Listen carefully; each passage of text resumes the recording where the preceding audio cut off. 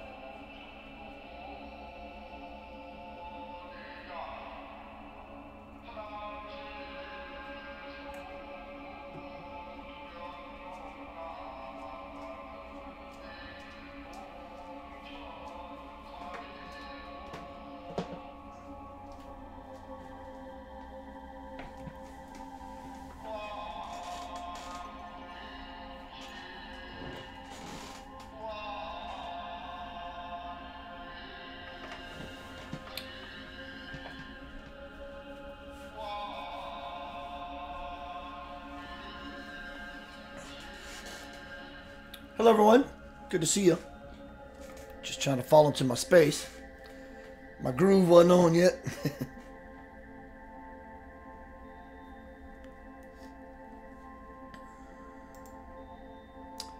Let me refresh this page.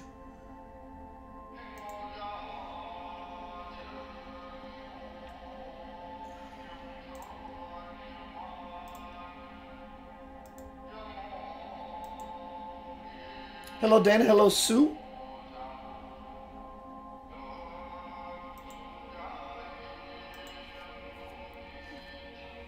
Can y'all hear me okay?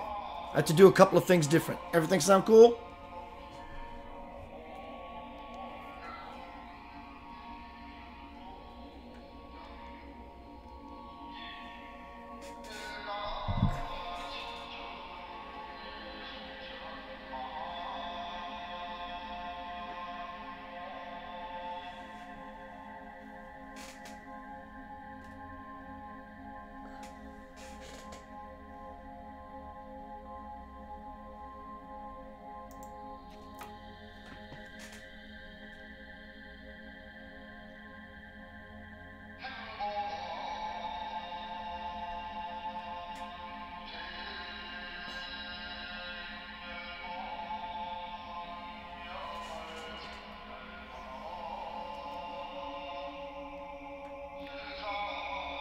Give it a couple more minutes for people to collect.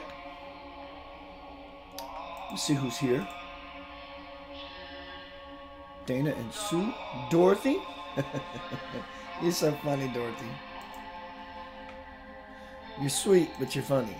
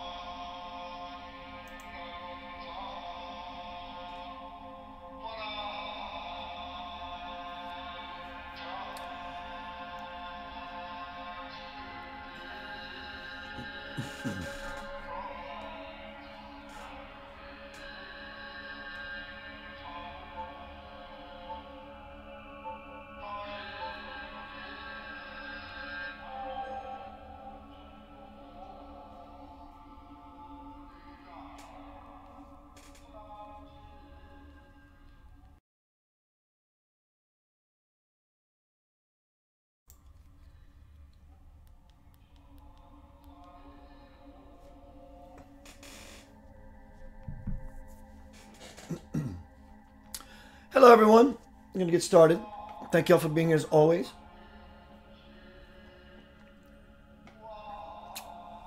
I had a conversation with my marketing director last week, and we came up with a title called Suffering, It's an Option. And I forgot about it. And I contacted her today to ask her for a topic. And then I realized that we had one on the back burner. So this is called Suffering, It's an Option. Tonight we're going to talk about this gentleman right here. Buddha. Gautama Siddhartha.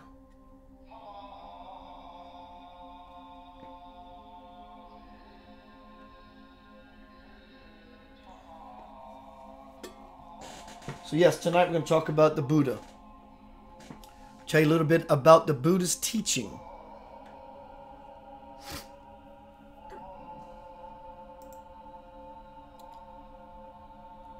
The whole philosophy of Buddhism is about the ending of suffering. The ending of suffering.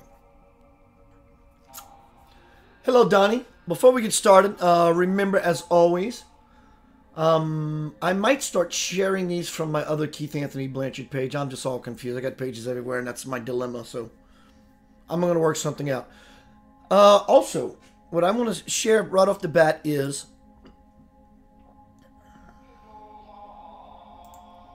March 11th, 5 p.m. at Unity Church on Walnut Grove in Cordova, Tennessee.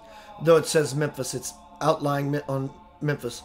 It is Cordova, Tennessee, featuring soundscape master Mr. Angelo Rapin, world-renowned classical award-winning symphony pianist.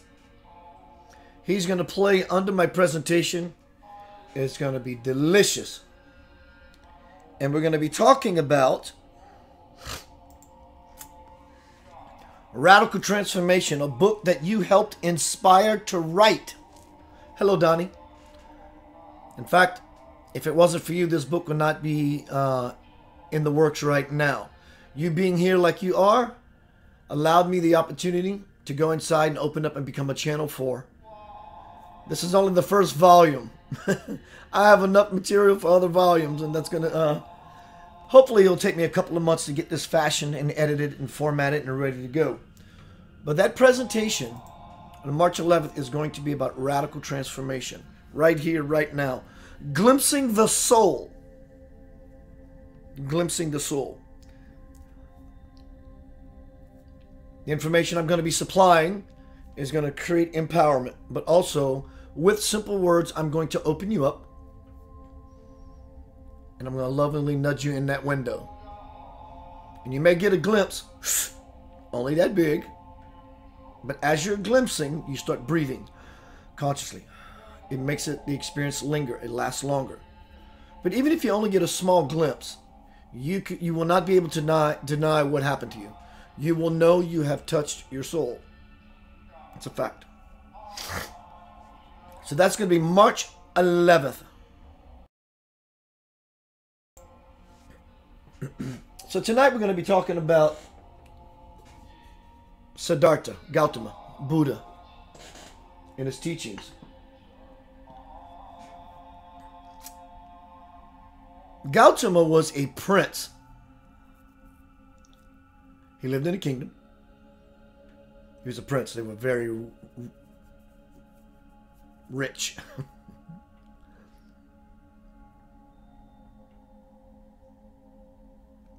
And one day, he's never left the garden, never left the kingdom, never left the walls or the compound, never left, ever. As a young man, he told one of his assistants, "What's out there?" And he says, "Oh, Your Highness, there's nothing out there for you. Your father loves you so much, he built these walls to restrain," right? His father did not do it with an ill intention. He did it truly because he loved his child. Nonetheless, walls kept him in. Blocks, if you will, from the world, the outside, or another level. So he commanded the assistant, "Take me outside." He said, "Oh, Your Highness, I cannot do that." He says, "I am your prince. Take me outside. They open the gates. Rides out of the gates on a horse. He and his assistant.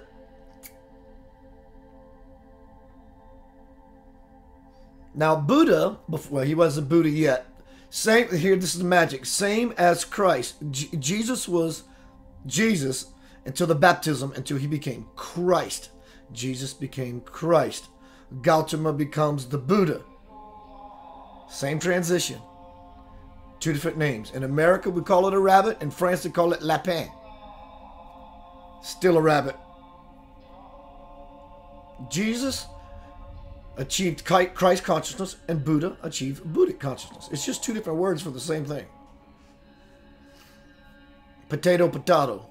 Tomato, tomato. So Buddha instructed the assistant to take him outside of the kingdom. And Buddha has never seen illness, suffering, or death. Never in his entire life. His father kept him from it. So when Buddha gets out of the gates, he looks at his assistant and says, "What's that?" He says, "Your Highness, that is what we call sick." He goes, "What is sick?" He never saw that before. The assistant explained it to him. He didn't know how to even begin to process that. You know, he's a young man. Didn't have any inkling whatsoever what sick was, and that was his first experience, so it was hard for him to digest. So they continued down the path, down the road, outside of the gate. And he saw a man suffering. He said, "What is that?" to the assistant. He said, "Your Highness, that is suffering." He said, "What is suffering?"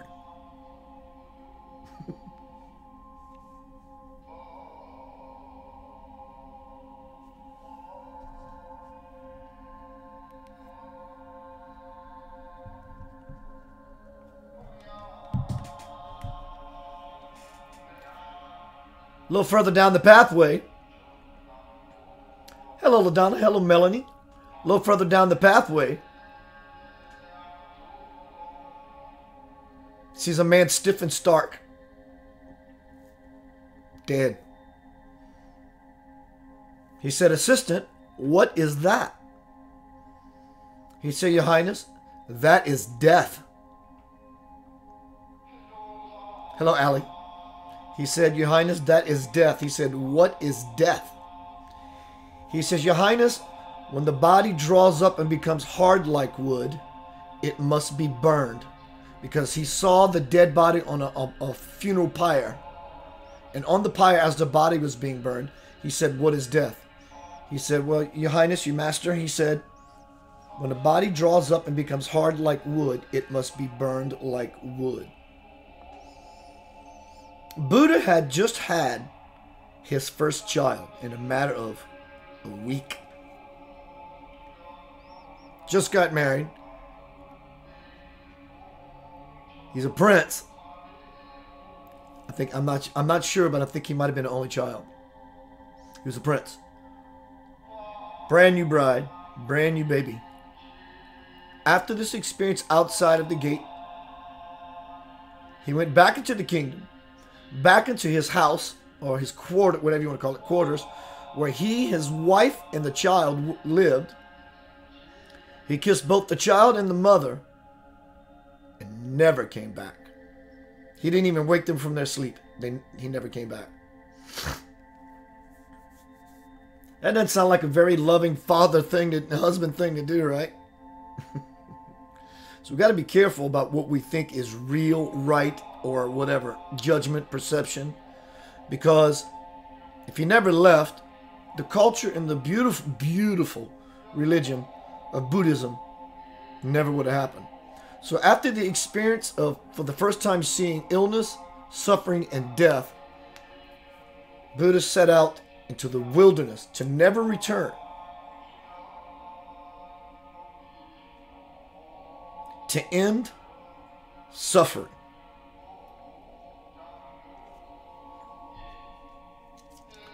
to end suffering. He lived in the woods like John the Baptist. He ate crickets, locusts, whatever he could find. He was an ascetic. He was looking for God, looking for God, looking for God. He was looking for God.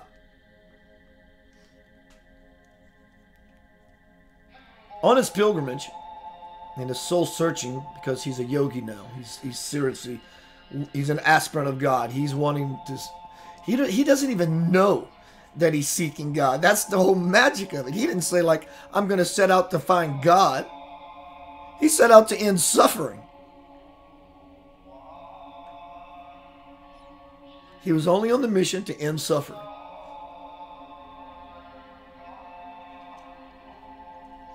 Lived in the wilderness for years and years and years. Started following some other aspirants, other ascetics. I think that's the right word. I don't know. I got a bunch of words going through my head. But he started following others who were walking the spiritual walk seriously by living in the woods. Then he decided one day not to follow them because he could not learn anything more from them. He left. He did this a lot. He would stay and learn, stay and learn, stay and learn till he was full. And they had nothing else to offer. He'd go somewhere else. See, he wanted it. He was searching. So one day he was hanging out by a river. And in the river, in a boat, was some playing a stringed instrument. And he heard the music and he loved it. And the story somehow goes to, he spoke with, I think it was a woman who was playing the stringed instrument. And she explained to him something about the instrument to tell him that if you tighten the string too much, it will break. If you loosen it too much, it won't play. She said, it's the middle way. Hello, Crystal. She said, it's the middle way. So Buddha's had this new mantra in his head for a long time. It's the middle way, it's the middle way, it's the middle way. Then there were other things that would surface in his life that he would compare that analogy to, parallel that analogy to, that everything's the middle way. It's the middle way. This is too much, that's too much. Right here's Goldilocks, is just right. The porridge is just right. So one day, after searching and searching and searching and searching, I'm sure over these years, he started feeling his connection and his expansion happening to Divine Parent. And this is why when I do these broadcasts, I say that when you make a declaration and you plant yourself, because there is no way that it's not going to happen. When you sit in that place, as Buddha, he sat under a Bodhi tree. And as the devil, whatever it was that appeared to Jesus in the desert to test him, the ego, same with Buddha. When he sat under that Bodhi tree, as soon as he sat down, takes his hand and he touches the earth. It says, the earth as my witness. Make a declaration. The earth as my witness. I will not leave this spot until I become realized. When he said that, his ego literally manifested in an exact image of himself and sat mirrored. It mirrored him like this, right in front of him. He's looking at his alter ego, his shadow self. And the shadow self said something, blah, blah, blah. This is not real. I can give you all this. Same sort of the devil thing. I can give you worldly riches, earthly kingdoms kind of idea. And Buddha touched his hand to the ground and said, with the earth as my witness, you are an illusion.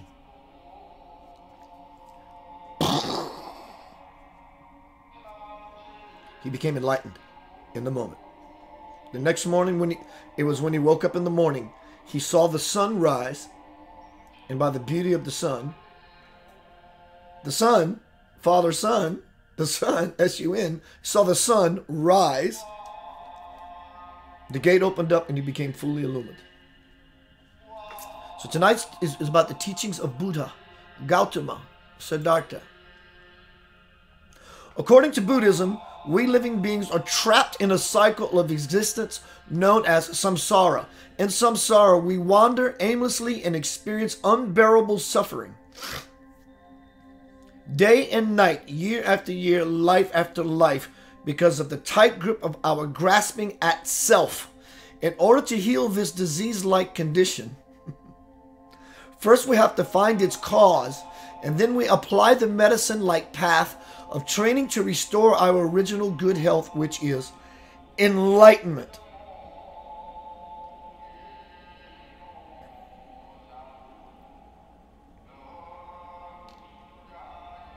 We suffer because we are projecting the myth of permanence upon a situation that is actually conditioned, selfless, and constantly changing. The river of change. The only thing that never changes, ever, ever, ever, is change. And when we get into the river of change and let it take us, the suffering stops. Hence the title of this broadcast, Suffering is Optional. Everything is interrelated and interdependent.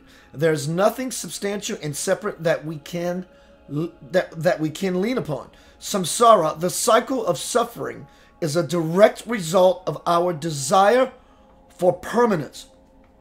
Holding on to a relationship that's going belly up, gotta let it go. Holding on to a job that you lost, you gotta let it go. Holding on to a loved one, I get it, it's your precious loved one, I get it. Let it serve its cause, then let it go. In contemplating impermanence, we can see samsara for what it is. Its conditioned quality produces an unstable environment. Our response to that instability is grasping, hunkering down on something, is grasping and the solidification of a self. The result is suffering because we're relating to its appearances as if they were interdependent and permanent, when in fact they are exactly the opposite.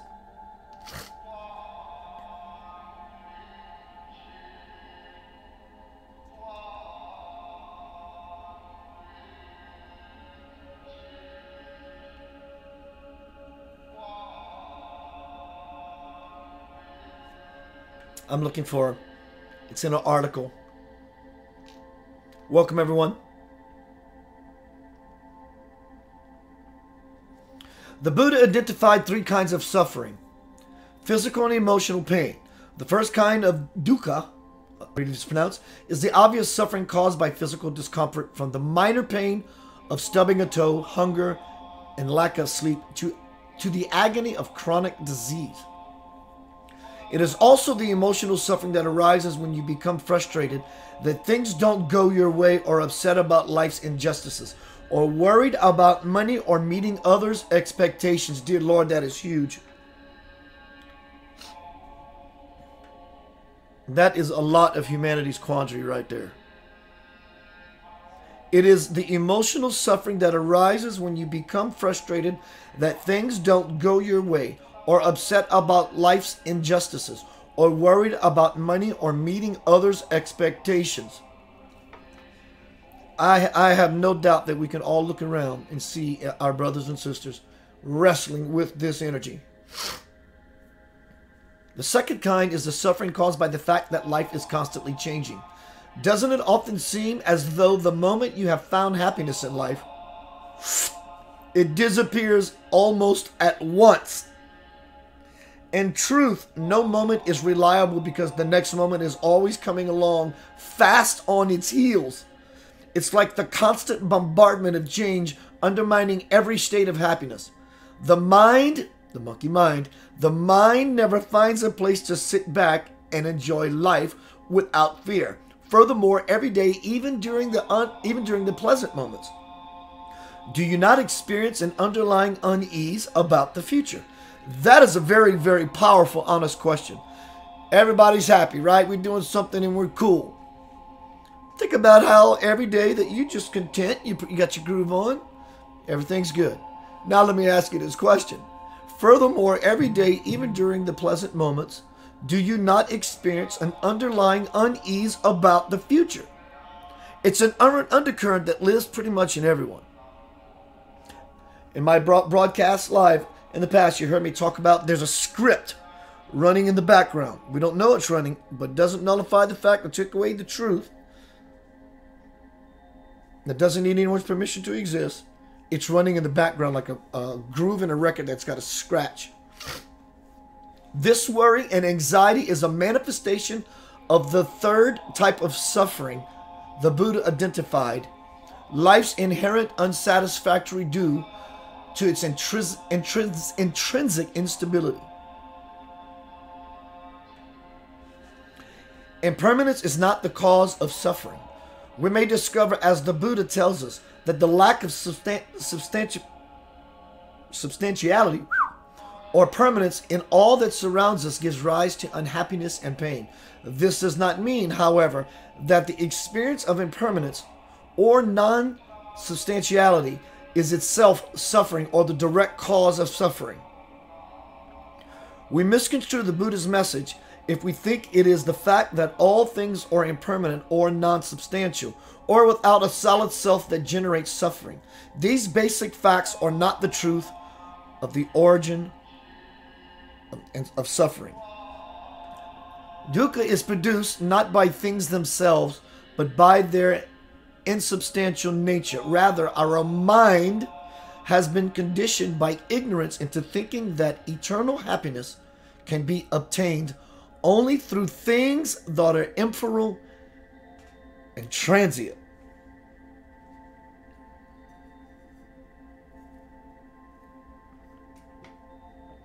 That old Buddha, he was a smart guy.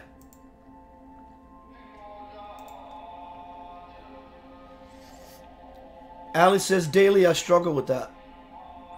Ali, give it to me in a small sentence if you would, dear. What is it you struggle with daily? Because I don't know where you are in the video as to why you made the comment.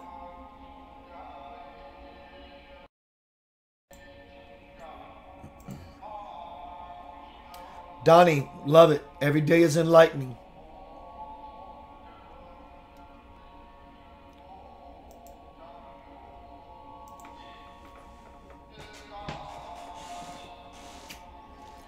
From the Divine Principle, my bestseller, Anchoring Heaven on Earth. The emotional self or body, this aspect is denser than the spiritual and mental bodies and is responsible for physical expression.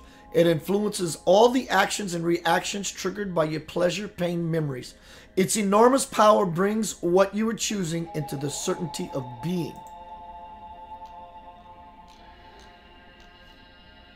Spirit says, when you unify with God, you become a part of something so divinely laid out that struggle ceases to be an issue.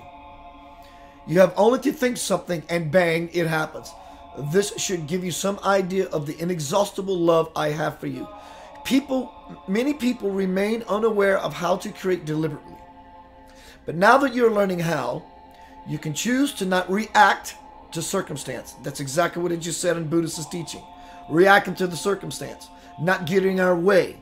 Being afraid. Always being afraid. Not getting our way about the loved one. Not getting our way about the money. And so forth and so on. Being in the emperor world. But instead, put the power of love, going with the flow, going with the current, not resisting, getting out of the mind, being in the moment. But instead, put the power of love into action to bring about what you desire and deserve. Everything is there for you to understand, cultivate, and grow from. Even so, to live the good life, you must own every aspect of it.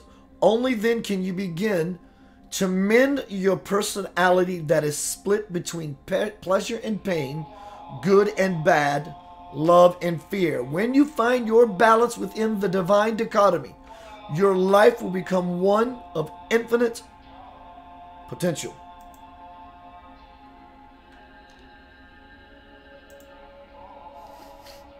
So how do we get out of the suffering?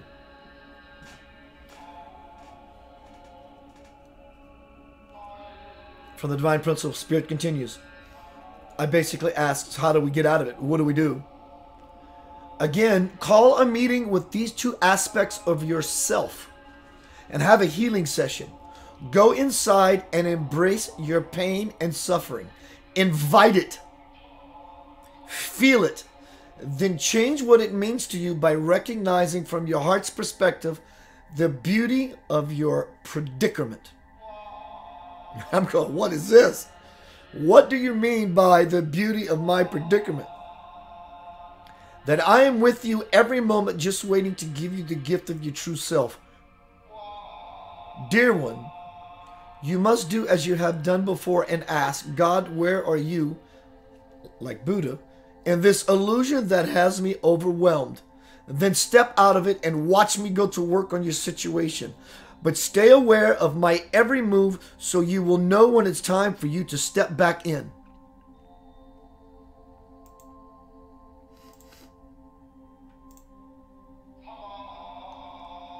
To learn about yourself on an emotional level. I see your comment, Ali. I'll get right to you, darling. Spirit continues to learn about yourself on an emotional level. Consider the hurt, pain, and fear you have been through. Ask yourself this question. Why did I choose to incarnate into that particular family in that particular place?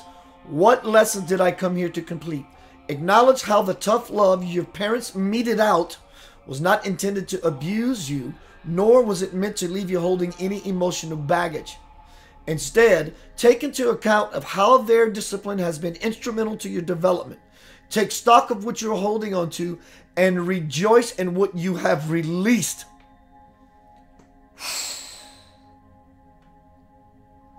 And you get very, very light when you do. Take an overview of your life, the gift. Take stock of what you are holding to and rejoice in what you have released. Take an overview of life, the gift of it, and the real gift of what you gained by living it. See all these lessons and learn. Ali says, anxiety, irrational fear of the unknown. Ali, since you and I spoke, or have been speaking off and on here and there, is it somewhat dwindling for you because of the dialogue and the things I've imparted to you? Are you putting some of these things into motion, into exercise, and you're finding at least yourself not always just being overwhelmed by it, but you're actually starting to find the you in it, at least trying to navigate through it? Would that be a true statement for you, dear? Hello, Fran Angel.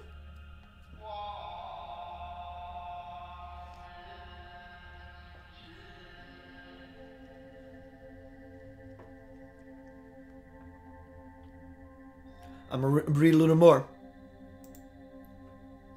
It has been more than 1,900 years since Buddhism spread to China. The theory of Buddha's teachings is very profound. Some people do not understand its meaning and may not know it superficially. The Buddha told us that life is suffering. One who does not understand the truth of this may think that life is meaningless and become negative and pessimistic. Actually, this theory is commonly misunderstood. People in society and even some Buddhists are trapped in this wrong and gloomy view. The Buddha says life is suffering. What does suffering mean? The sutras say, impermanence, therefore suffering. Everything is impermanent and changeable. The Buddha says that life is suffering because it is impermanent and ever-changing. For example, a healthy body cannot last forever. It will gradually become weak, old, sick, and die. One who is wealthy cannot maintain one's wealth forever. Sometimes one may become poor. Power and status do not last as well. One will lose them finally. From this condition of changing and instability, although there is happiness and joy, they are not everlasting and ultimate. When changes come, suffering arises. Thus, the Buddha says life is suffering. Suffering means dissatisfaction, impermanence, and imperfection. If a practicing Buddhist does not understand the real meaning of suffering and think that life is not perfect and ultimate, they become negative and pessimistic in their view. This is similar to one who is sick. One must know that one is sick before wanting to seek the doctor's treatment. Only then can the sickness be cured. Why is life not ultimate and permanent and full of suffering? There must be a cause for suffering. Once one knows the cause of suffering, one will try one's best to rid of the causes, and hence end the suffering and attain ultimate peacefulness and happiness.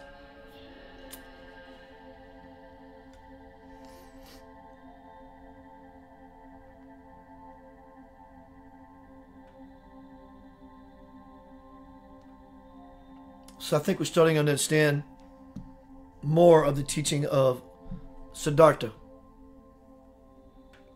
Buddha.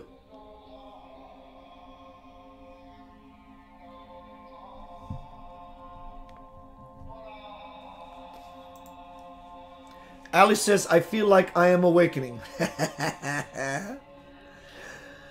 Good for you. I told you if you hang around me too long. I'm happy about that, dear. I'm really, really happy for you. But she says, I feel like I'm awakening, but I still struggle with opening myself up fully to what I need to learn. One moment, I need some water.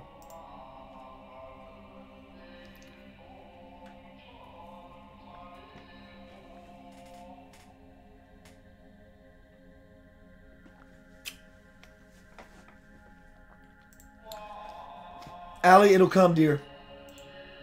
I haven't figured that part out yet. Neither have I. That's kind of the deal. In fact, that's what everyone's path is. Just like the Buddha. We're all looking for the supermarket. That which is super.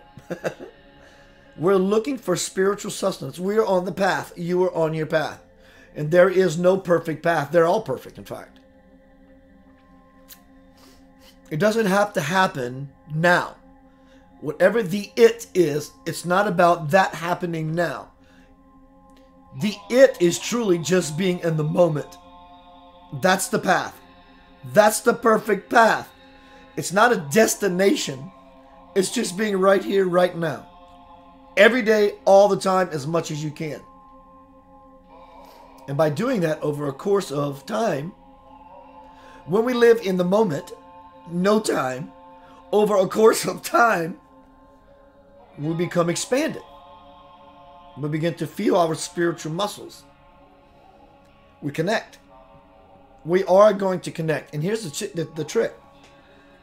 Allie, and for those out there, the part of you that is already enlightened or there, totally living in spiritual consciousness, whatever way you choose to deem the idea of being one's full potential.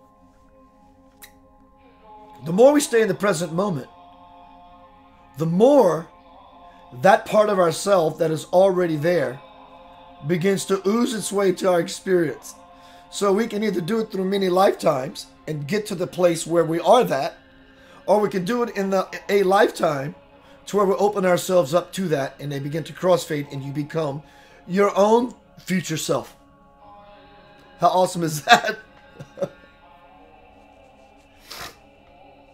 Hello, Kathy. Good to see you, dear. So many years ago, 1998,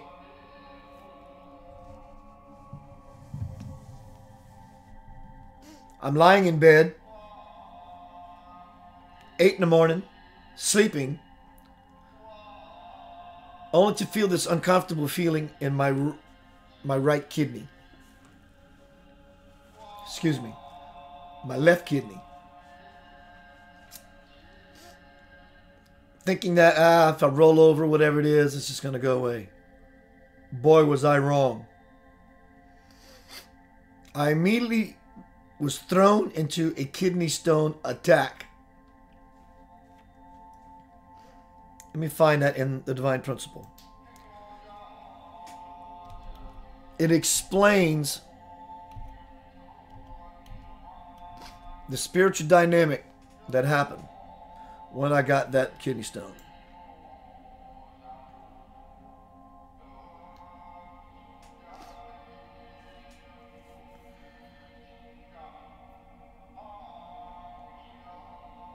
One moment.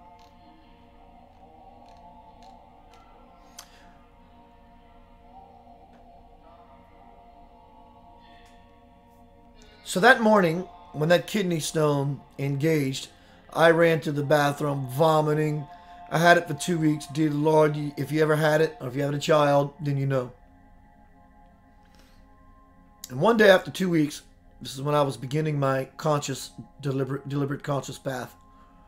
I was laying in the bed in the middle of a kidney stone bout in the afternoon. Of course, when you're in that kind of pain, naturally you want to and resist it.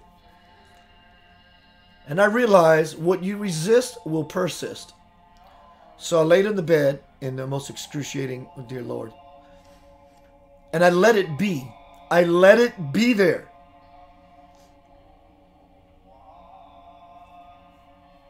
And I didn't label it as painful or suffering. I saw it just as intense energy. Because in my labeling it, I pigeonholed it. I restrained it from becoming something else. So I decided not to judge it. Now I have potential raw energy to use at my disposal.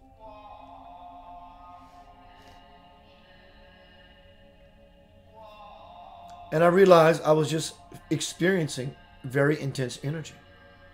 And I realized that I was the one equating pain to suffering and suffering to death, and death being the end. I had a realization. In that realization, the kidney stone pellet dissolved. I used a screen to filter my urine, and there was no pellet. From the divine principle, spirit.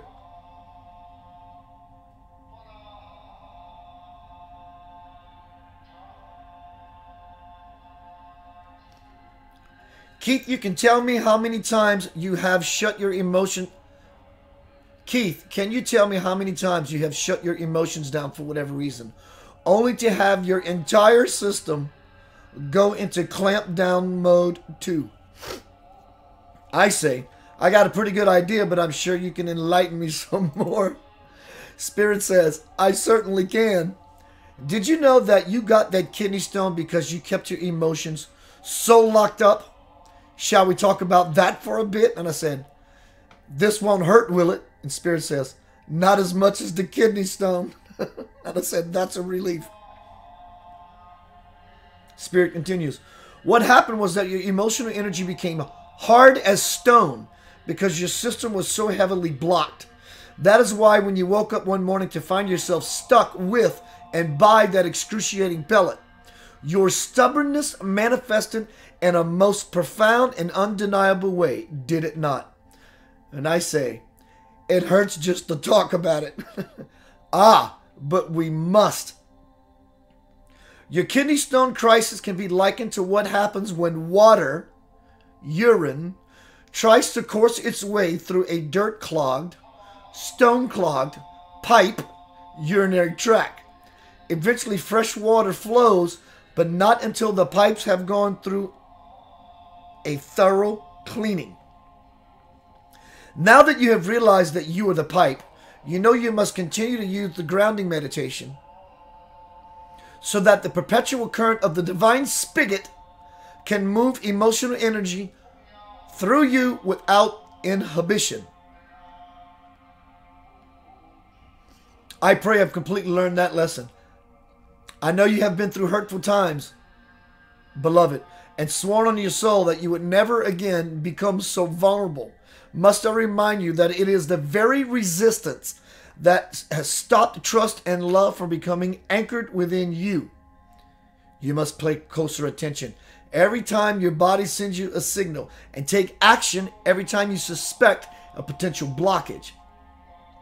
If you continue to ignore them, one day you will find your emotional reservoir drained, leaving you with nothing but sludge. I can hear you thinking, Keith, oh no, must I go through this again? And I say, yes, but this time you will be well prepared, better able to realize that it is just as easy to keep your emotional pipes cleared as it was to get them all clogged up to begin with. Lest you forget, you have me on your lest you forget, you have me as your plumber, and I come with a very special auger.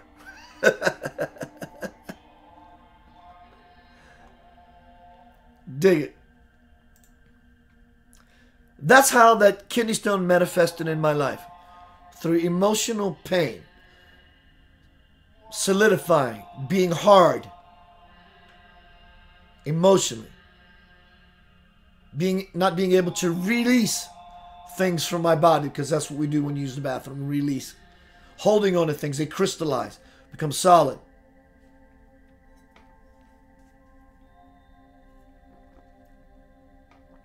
So tonight's broadcast, suffering, it's an option. That statement right there, every day when you wake up in the morning, write it around your house, where you'll see it in the bathroom, one in the kitchen, one in the laundry room, whatever. And just write, suffering is an option. Just by reading it, when you walk into the bathroom, you see it, boom, it automatically puts you in check. It automatically launches you into an inventory mode. A self-reflection mode. Suffering is an option. So you automatically go, how do I feel? I don't feel so good. That's an option. Change your option.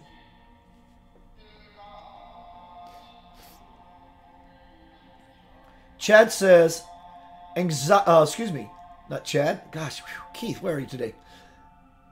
Donnie says, every day is enlightening. Yes, Donnie. It seems our positive spirits keep the light shining even when things go awry. Absolutely. Ali says, I am absolutely finding myself. I think that's the scary part. In your acknowledgement that you're finding yourself, you know that it's a good thing, right? But I also understand the scary part. So what I suggest is jump. Jump out that plane. Jump out that perfectly good airplane. Who wants to jump out of a perfectly good airplane, right? Jump.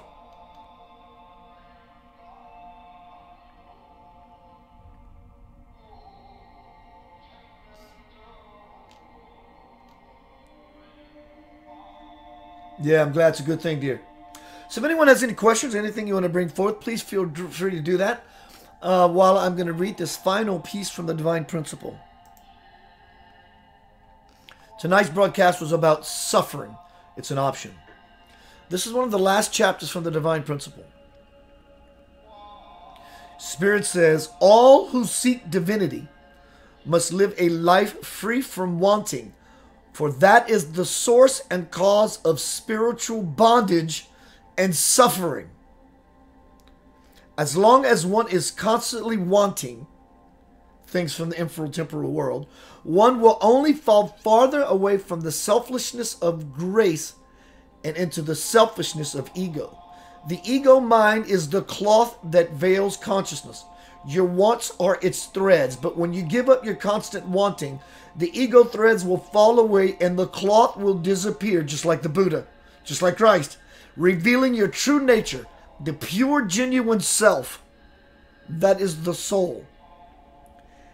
I got to read that again. This level of awakening in this simple wisdom will crack a person open. The ego mind, the monkey mind, the noise that we talk about, everyone knows that their spirit is different from the rational mind.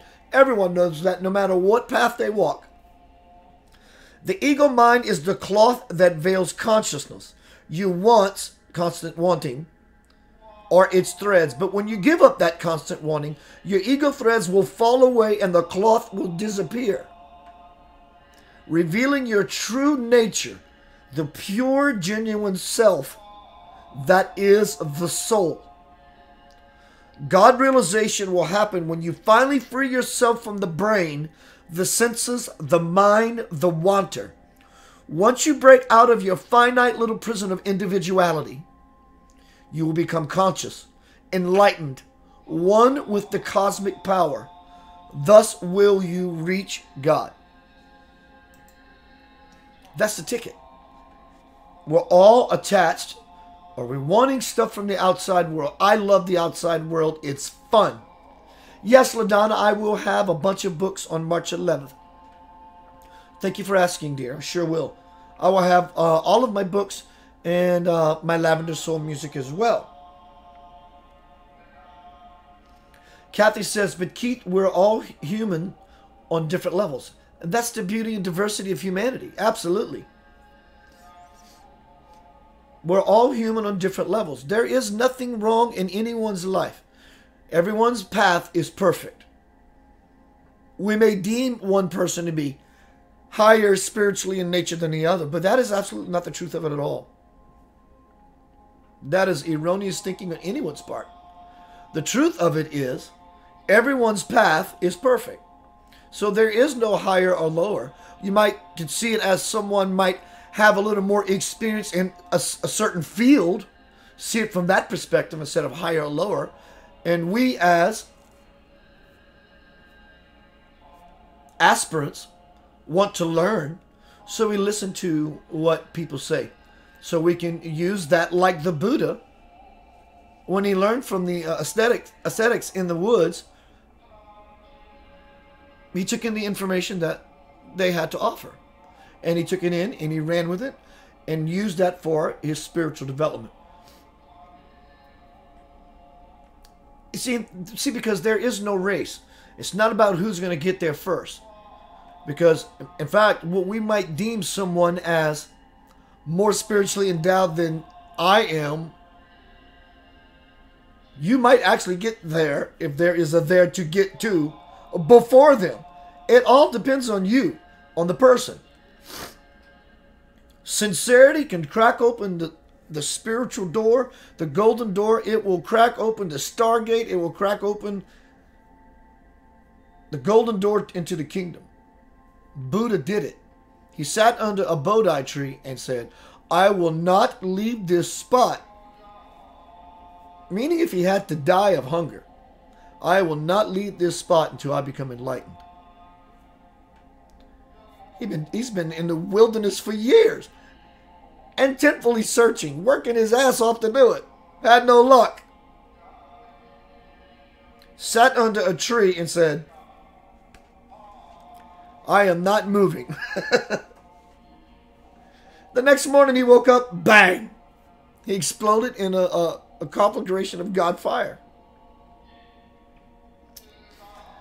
Kathy says, but you said about the pain, so the operation. I need, are you saying, oh, I see. But you said about the pain, so the operation I need.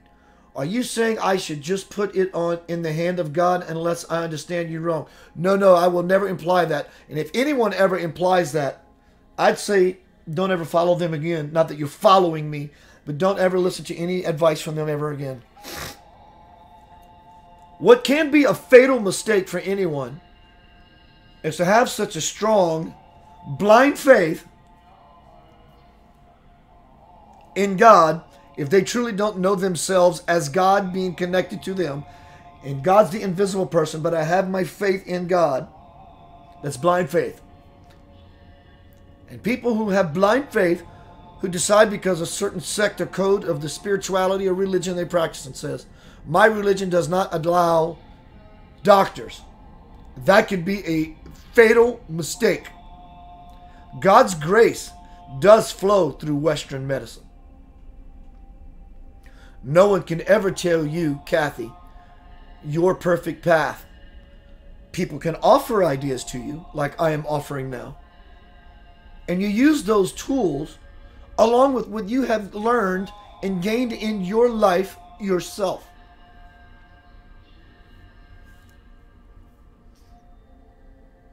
No one is smarter than anyone else. You know, I have people who dwarf me in things I do. You have people who dwarf you in things that you do.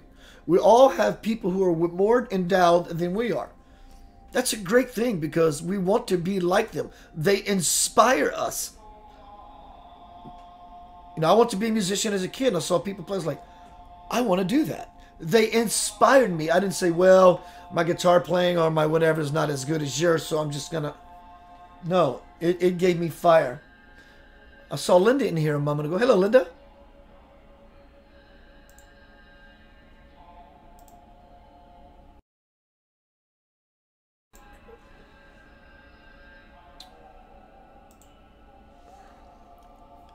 Peace is the result of restraining your mind to process life as it is, rather than how you think it should be. Peace is the result of retraining your mind to process life as it is, rather than how you think it should be. That's where suffering comes in. That's self-inflicted suffering. By the way, I got to give kudos to my boy, like I know him, like I'm dropping names right. Wayne Dyer, one of my absolute lifelong greatest teachers for me. That man would give a discourse or a presentation on PBS or wherever I'd see him, and I would literally get off the sofa and drop to my knees and sob like a baby. Dana says, what a beautiful broadcast. Thank you for all those lessons. Thank you, Dana. That's very nice of you. That's like walking into a tornado and put all your faith in God to get you through it. Absolutely, LaDonna. Very well said. That's like going into a snake pit in North Carolina. Believe me now, it does work. These people who dance themselves into a trance, they don't do it out of blind faith. They do not handle snakes out of blind faith. They're in it. They're in the zone. They're in the pocket. They're in the Stargate. It may be a different way of practicing spirituality or Christianity like other people. But we cannot deny the result until someone gets bit. Of course, the next question is, maybe he didn't believe in that moment.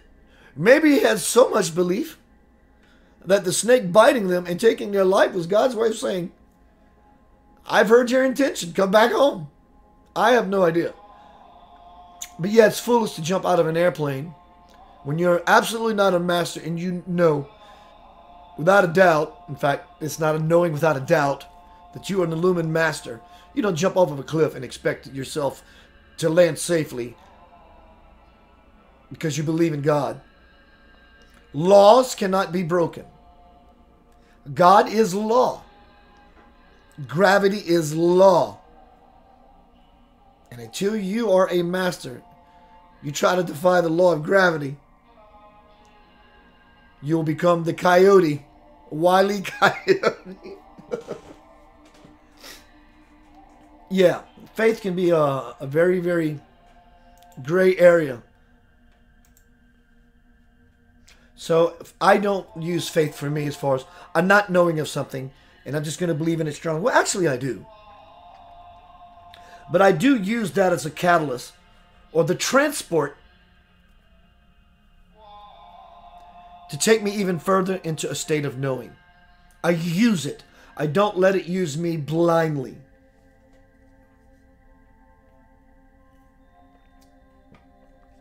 So while I get some water and refresh my page, if anyone has anything you want to bring up or share, please do that. Also, again, March 11th, 5 p.m., Unity Church, Walnut Grove, Cordova / Memphis, Tennessee. Radical Transformation.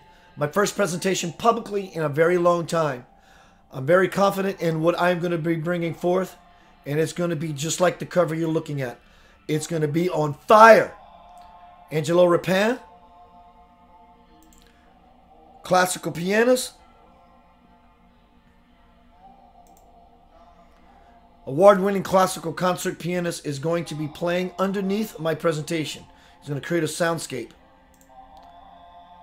I am so excited just about how that's going to come out, how it's going to come down, how people are going to be involved in the spirit by all this energy movement, dear Lord, and ours, Angelo and I's, by the participation of the audience. And I will engage the audience.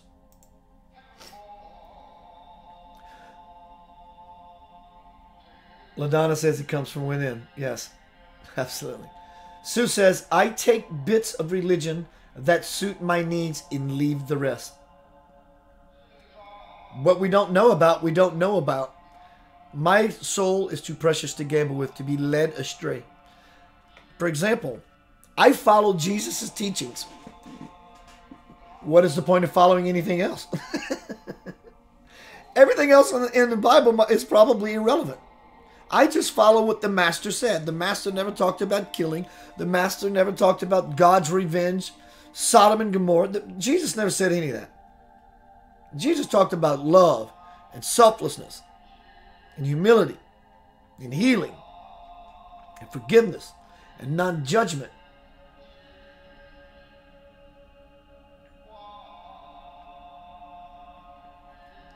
I came to baptize you by fire.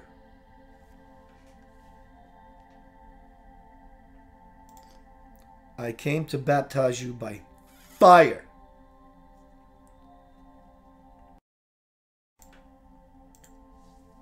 Light. Divine fire. On deeper levels, it's not just light.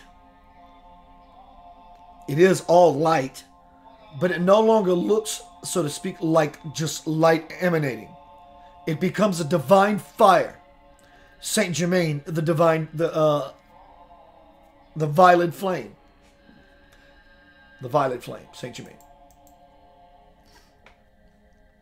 So I've been here for my time, for an hour. But I'm willing to stay if anybody has anything you want to bring forth. I'm going to do one final refresh. I usually say that, then people walk in, they start dialoguing, I hang out for another few minutes.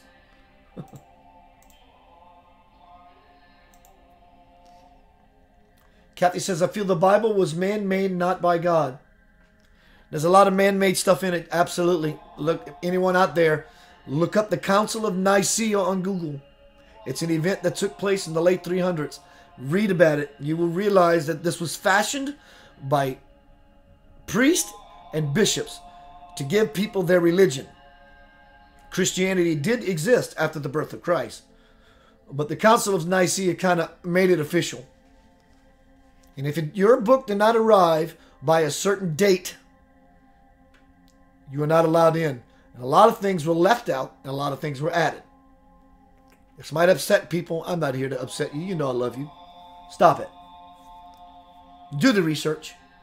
Feel it with your heart. In fact, if you do the research to find out more about the Bible and its authenticity and what of it is authentic, like the words of Jesus, something will begin to present itself. Something will begin to be revealed. And you will probably, I have, begin to see a contrast immediately of what in the Bible is spirit using men as scribes and other things which was just other people's opinions. But it's a beautiful book. People find salvation. People open the gate. People live in love. People spiritually graduate through Christ. People spiritually graduate through Buddha. People spiritually graduate through Krishna. It's all the same energy. Everything is energy. God is omnipresent, present in all places at all times. It's everywhere. Yeah, love it. Beautiful stuff. Kathy says, if one lives within the light of all good, then you don't need a Bible.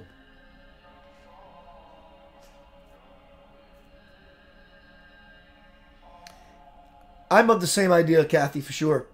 Because I understand the idea of reading any scripture. But God is beyond a book. It's infinite. God is beyond the ink, the pages, and the concepts therein in any scriptural book.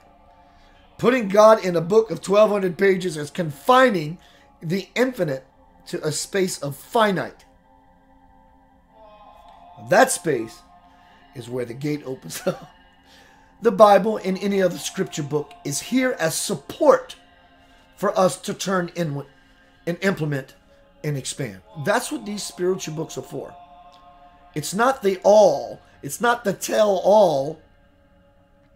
If the Bible, Bhagavad Gita, the Quran, the Torah, or the Buddhist texts, if these were the end all, everyone would be illumined. It's a roadmap. It's a roadmap. Because, as Spirit said in the Divine Principle, my reality is for those who really want it.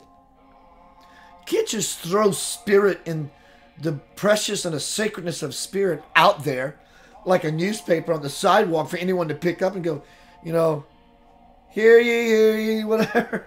Come and get it. The latest news, press. And everybody reads it. You have to want it. You cannot desecrate that which is sacred. You have to want it. And the truth is everywhere, even though it's everywhere, it's tucked in a nice, neat, little, beautiful place that's sacred. And it's our heart that opens, and our sincerity and desire to want to not only see or experience the truth, but to marry it. And then we see it because we are it. The Buddha sat under the tree and said, I will not leave this spot until I become enlightened. The next morning when the sun came up, kaboom. John Wright, my brother. It's good to see you, bro.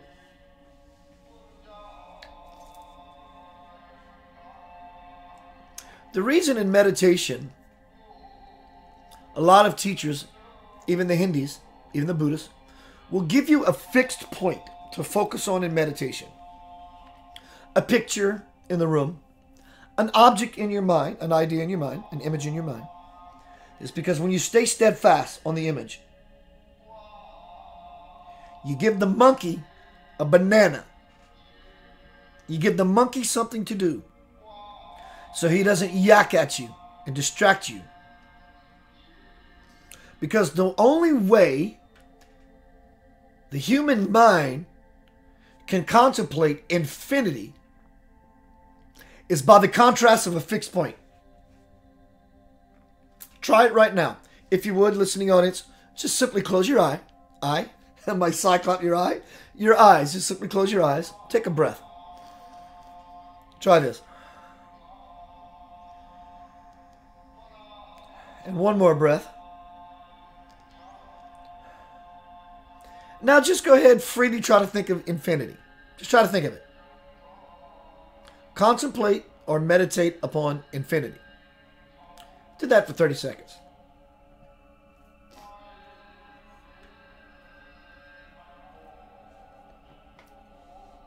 Contemplate infinity.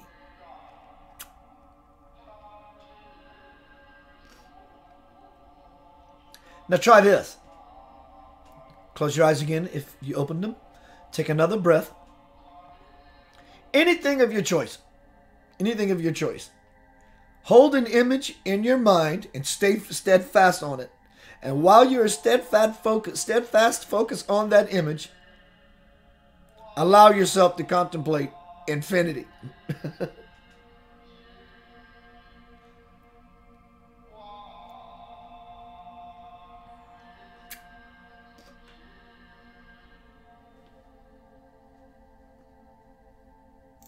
A little bit easier, isn't it?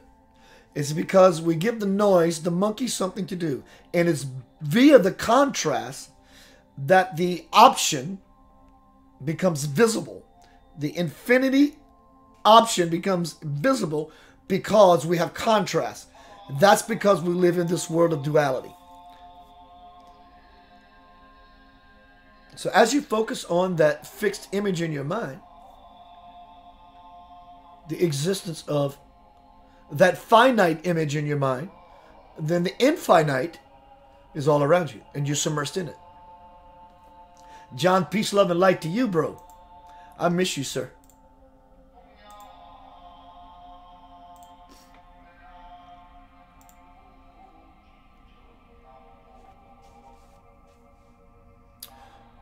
So let me see who's here. And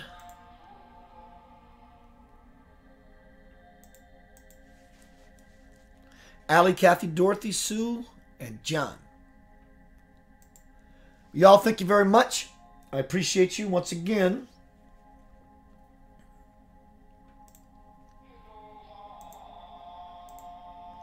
March 11th, 5 p.m., Unity Church, Walnut Grove, Memphis/Cordova, Tennessee. I'm going to be doing a presentation called Radical Transformation. Under my presentation, concert award-winning, classically trained prodigy, master pianist Angelo Rapin is going to create a soundscape. And my presentation is going to be about radical transformation. This book that you, yes you, I'm grateful eternally for you, for just showing up like you're doing and helping me create dialogue, what I'm fashioned into this book. March 11th. If you're not from Memphis, Tennessee, a road trip is always fun. Hit the highway and come see Keith. I'd love to hang out with you. Cecil McDaniel. Listen up, everyone. If you ever have PC issues, computer issues, don't contact Cecil. Contact me. And then I'll find out his schedule. I'm sure Cecil might be okay with it.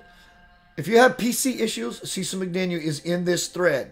He says, "What's up, bro?" Man is an absolute genius. And it does not have to be in your house to help you fix your computer. He's your guy.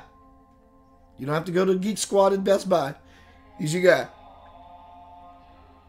Sue says, "Thank you, Keith. Buddha is a favorite of mine." How can you not love Buddha? How could you be disrespectful to the Buddha, so to speak? Like, you're not a spiritual teacher. This is not what I was taught. Well, you hadn't done any reading. You hadn't done any soul searches, conscious and intensive, extensive soul mind cleansing searches to realize that Buddha was a compassionate, loving being. Kathy says, "I wish I can go see you." Yeah, I do understand. Canada is a pretty good jaunt away. But I always had a desire, Kathy, to go to Canada. I don't see myself doing it anytime soon. But as a kid, no kidding, I was fascinated with Canada. In fact, in my class, one of my classes as a young kid in school, the theme was Canada Day. And I remember they brought this crystal clear candy. It was light blue and some were white and some were red. I think it was anise candy, I believe it was called. Oh, wow, it was so cool. And for a long time in my life, I had a desire to always want to experience Canada. Who knows? It could be a past life carryover.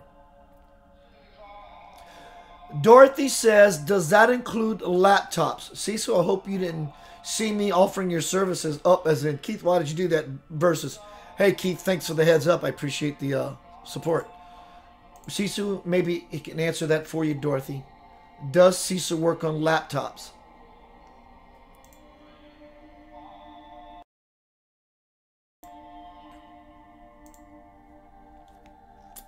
I tell you, the guy's phenomenal. Phenomenal. Hello, Heather. How's the fam? Kathy did say, yes, that is a candy. Yes, it was a good candy. Just let me know if you ever make candy. Dorothy Cecil says, yes, he does work on laptops.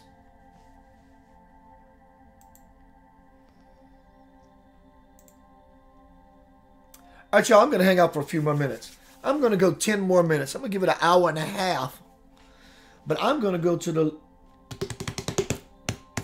the Bodhi tree because nature calls.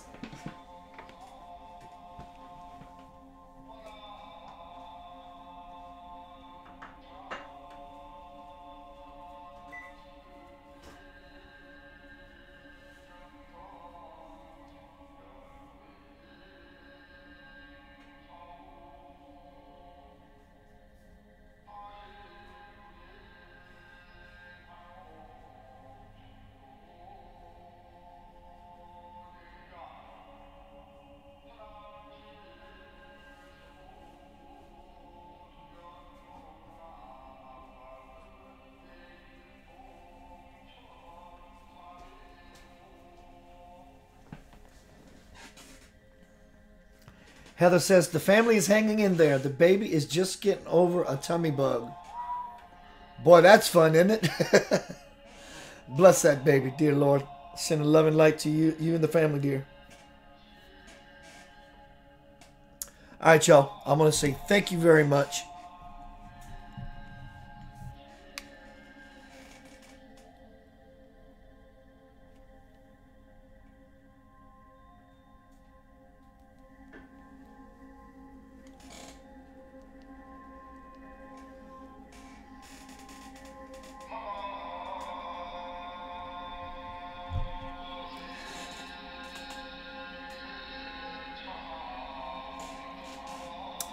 Cecil says, send me a message if she needs assistance.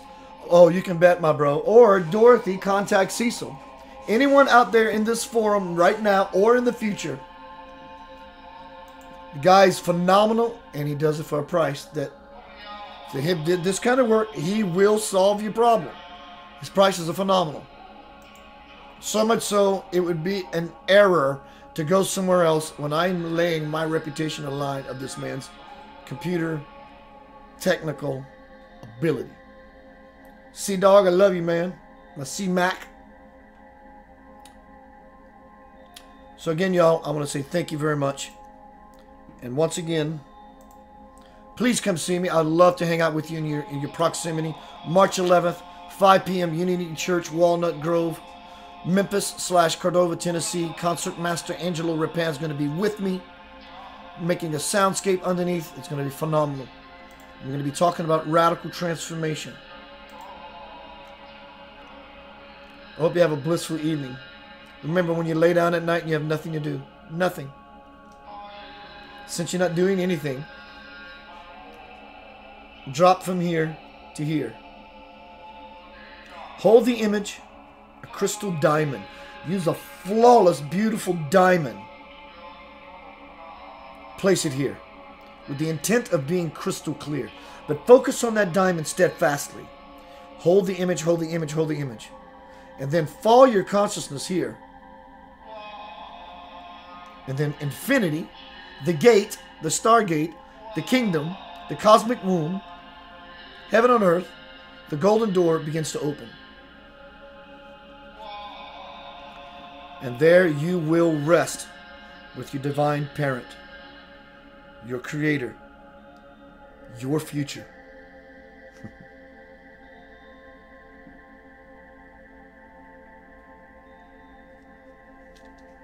I love you.